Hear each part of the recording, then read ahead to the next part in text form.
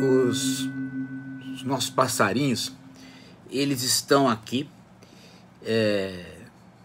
não posso dizer eles todos, mas pelo menos tem um dos passarinhos que está querendo conversar aqui comigo. Eu quero saber o que que é. Fala aí, fala aí. Professor, ó, isso aqui, eu vi o vídeo, vi o artigo. Ah, esse aqui no espelho, o que é isso aqui? O que é isso aqui? Isso é cópia ou simulacro? Veja, se você está olhando no espelho, a impressão que você tem é que você tem uma cópia, não é? Mas pode reparar que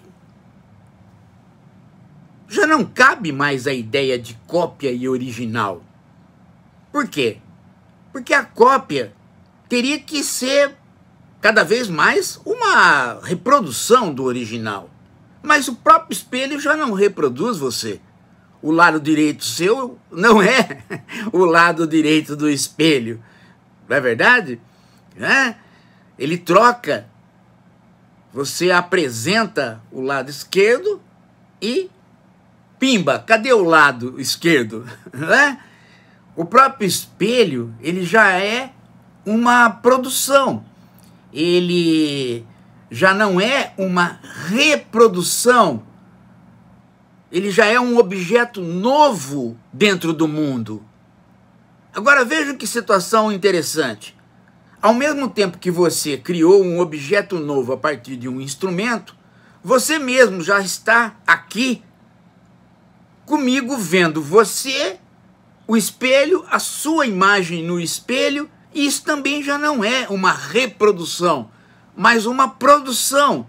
Porque, afinal de contas, você aqui aparece bidimensional e a partir de uma visão da máquina.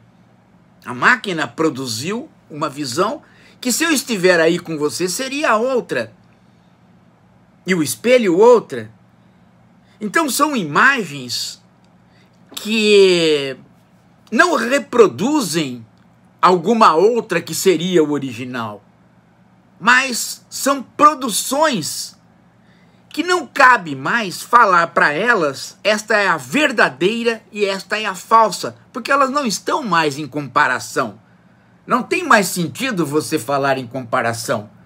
Quando eu pego esta imagem, quando aqui, sua, no celular, e quando você pega a do espelho, não passa pela cabeça você perguntar se é você mesmo ou não, ou se é igual. Cabe dizer, tá boa a imagem ou não tá boa? Serve ou não serve? Qual a utilidade que ela me dá? Então ela entra dentro da produção de objetos do mundo. Nesse sentido, o Deleuze está aí querendo entender o devir das coisas, o devir das produções. E o simulacro é um conjunto de objetos mesmo, que vão produzir efeitos os mais variados nas pessoas e no resto do que está em torno dele. Sacou? Professor, tô aqui em cima. Ah, você respondeu lá o menino lá de baixo, né? Agora responde pra mim. Eu não entendi a diferença do Baudrillard com o Deleuze. Não entendi. É fácil.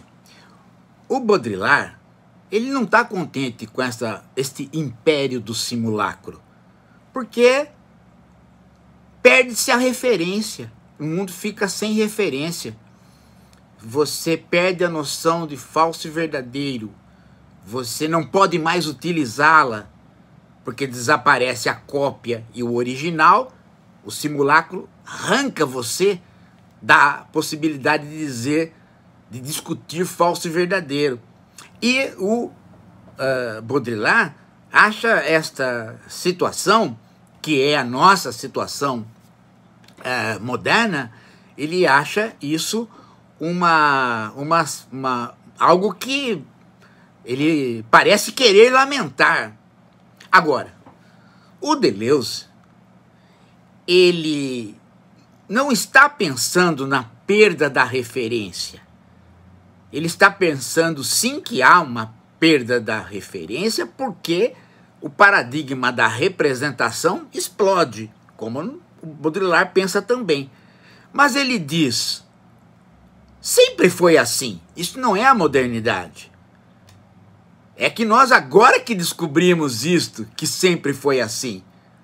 Sempre aquilo que a gente imaginou que era uma cópia, poderia ser, na verdade, a produção de algo novo, o simulacro. Falta só o quê? Falta a gente entender isso e ver que o simulacro está para além de uma perspectiva moral. Ele não é nem bom, nem mal, ele está acima dessa discussão. Ele é simplesmente a produção do novo. Ele é o devir, ele é a maneira como o mundo funciona.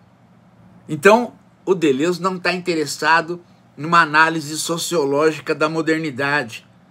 Ele não está interessado num evento histórico chamado aparecimento do simulacro.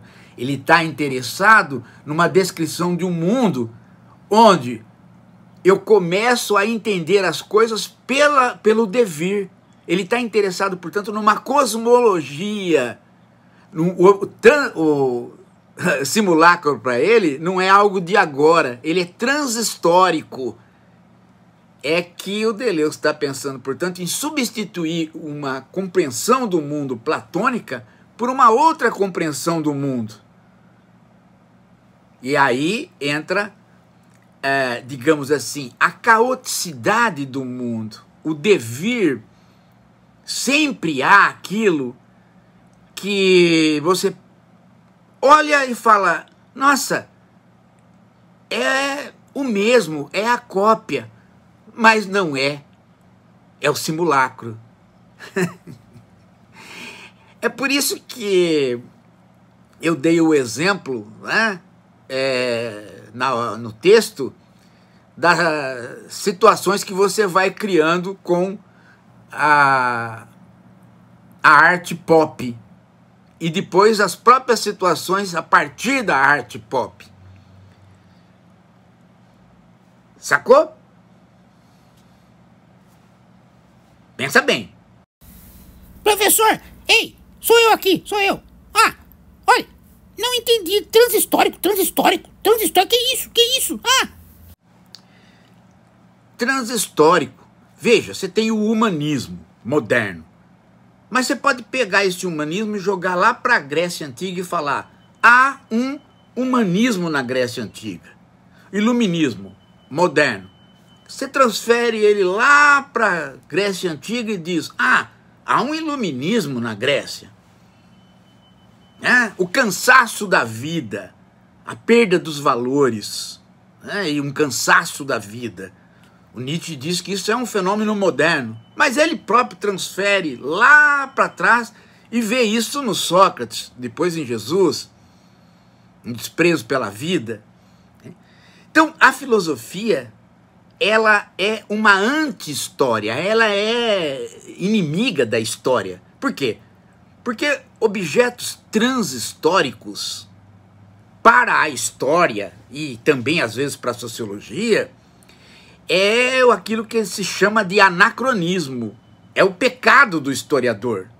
E isto é a virtude do filósofo, de descobrir uma coisa na modernidade e achar que ele pode encontrar isto que ele encontrou lá para trás ou lá para frente, né?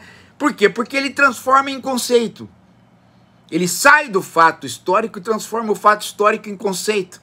E aí ele transita com o conceito para frente e para trás. Nesse sentido, o simulacro que o Baudrillard diz que é moderno, o Deleuze diz, sim, é moderno.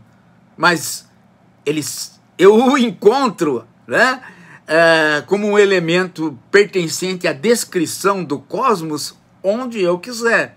De modo que eu formo uma descrição eterna do cosmos, que vale para todas as épocas, ou melhor dizendo, Se vale para todas as épocas, sai das épocas, fica transhistórico.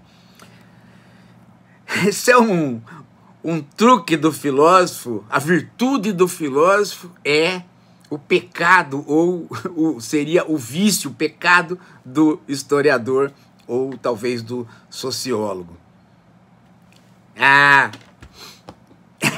Não é difícil, não. Vou comer alpiste. Nossa, muita filosofia, deu até dor de cabeça em mim. Aí acho que eu sou... Não, mas eu vou ler de novo, e vou ver o vídeo de novo. Mas, sabe, tô nervoso, vou comer.